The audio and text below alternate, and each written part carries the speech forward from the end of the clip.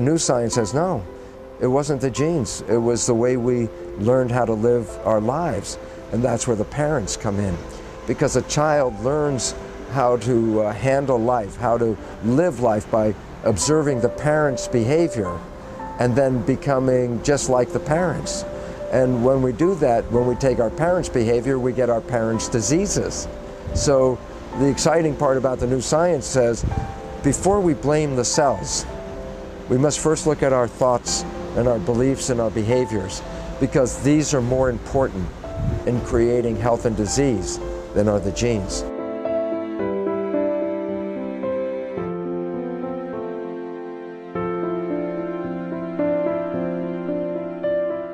And this means personal responsibility.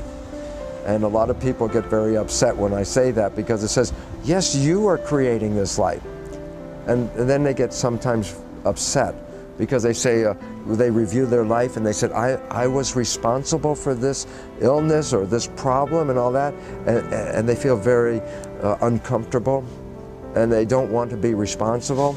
And then they get mad at me when I say that. But then I say, no. The words guilt, shame, victim, blame, these words, which make people feel very bad, do not apply to the science for a simple reason.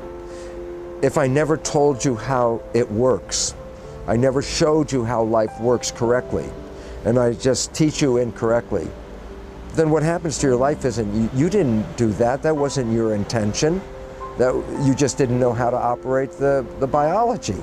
So if you don't know how to operate it and something goes wrong and it doesn't work right, I can't blame you and say that was your fault. The only time I can do that is once you know how it works, then you become responsible to make sure you do it right. So the past is history. The past, whatever happened, we have no responsibility for because no one told us. The future is when we have responsibility. But that's when it gets very exciting, because when people do know how to make it work, then disease will disappear, war will disappear, health, harmony, a garden will come back to this planet.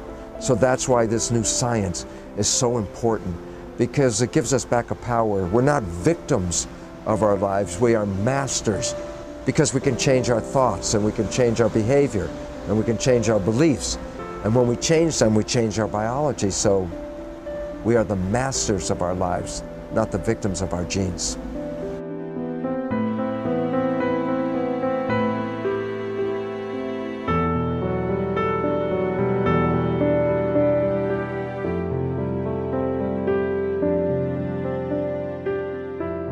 I started to laugh because I said, people think when we die, we go someplace to heaven.